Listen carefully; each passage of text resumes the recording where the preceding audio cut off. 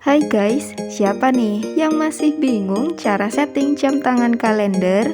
Hehe, gampang banget loh padahal caranya.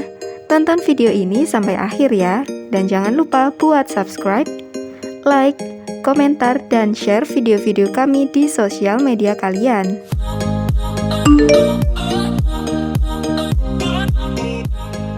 Kalau kalian baru beli jam tangan, biasanya posisi jarum jam dan kalender tidak sesuai kan guys? Nah, caranya gampang banget loh kalau kalian mau setting jam tangan milik kalian. Pertama-tama, kalian harus lepas pengait yang ada di crown jam tangan ini. Iya, alat putar jarum jam tangan ini disebut juga dengan nama crown.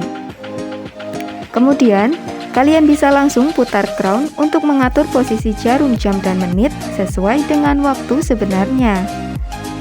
Selanjutnya, kalian bisa menekan crown satu kali dan memutar crown untuk mengatur kalender sesuai dengan tanggal sebenarnya.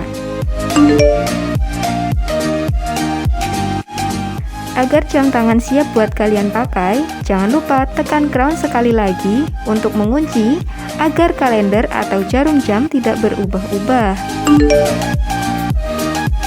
Nah, tada! Jam tangan kalian sudah siap buat dipakai lagi nih. Eits, tapi ingat ya guys, saat mengatur, crown jangan ditekan atau ditarik terlalu keras ya.